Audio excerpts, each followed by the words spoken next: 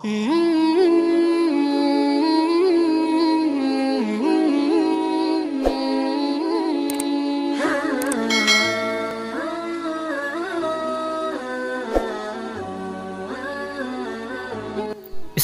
alhamdulillah, wassalatu wassalamu ala rasulillah wa ala alihi wa sahbihi wa man walah, amma ba'd. Kali ini kita akan membicarakan mengenai hikmah dari larangan berkeluh kesah. Allah Ta'ala berfirman, innal insana khuliqa halu'a idza masyahu sarru jazu'a. Sesungguhnya manusia diciptakan bersifat keluh kesah lagi kikir. Apabila dia ditimpa kesusahan, dia berkeluh kesah. Quran surat Al-Ma'arij ayat 19-20. Muhammad bin Ka'ab Al-Qurazi berkata, keluh kesah adalah perkataan yang buruk dan persangkaan yang buruk. Nabi Ya'qub pernah berkata, inni ashku basi wa huzni ilallah. Sesungguhnya aku hanya mengadukan kesusahan dan kesedihan hatiku kepada Allah. Selanjutnya, larangan berkeluh kesah ini kita akan kaitkan dengan ilmu psiko-neuroscience, di mana dikatakan ada sebuah organ di otak, kalau itu buruk maka buruk semuanya, dan kalau dia baik maka baik pula semuanya.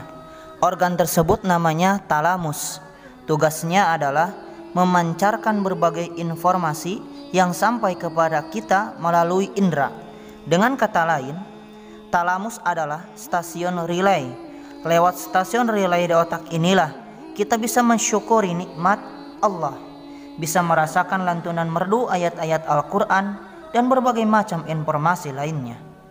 Pada saat masukan informasi ke talamus ini jelek, informasi yang dipancarkan ke segenap bagian otak pun adalah kejelekan.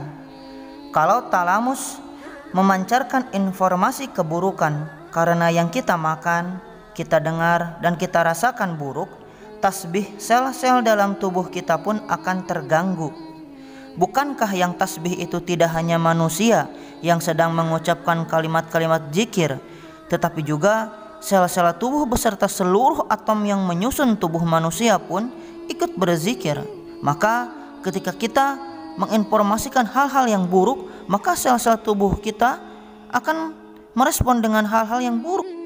Secara psikologis, kejelekan manusia itu tergambar dalam rasa cemas, khawatir, takut, insomnia, bulimia, dan trauma. Apabila kita gemar berkeluh kesah tentang berbagai kesulitan hidup, apalagi sampai memberitakannya kepada orang lain, kita akan menjadi manusia yang paling sedih. Misalnya, kita mengeluhkan masalah hidup kepada 10 orang. Setiap kali kita bicara, maka makin luka hati kita tersebut, sehingga kortisol dan skotofobinnya atau hormon takut dan cemasnya naik.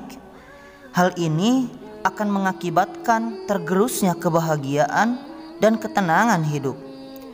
Curhat kepada manusia, apalagi yang tidak berkompeten dalam membantu menyelesaikan masalah, leganya sebentar, tetapi sumpuknya berkepanjangan.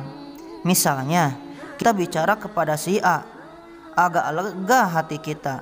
Setelah itu kita mengulanginya lagi kepada si B.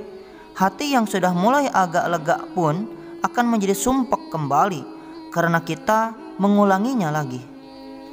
Pada saat perasaan negatif akibat berkeluh kesah tadi masuk ke talamus, bagian ini akan segera merelay informasi tersebut ke seluruh bagian otak, seperti ke bagian pengatur motorik, bagian pengatur kognisi, bagian pengatur budi luhur yang dipakai ibadah.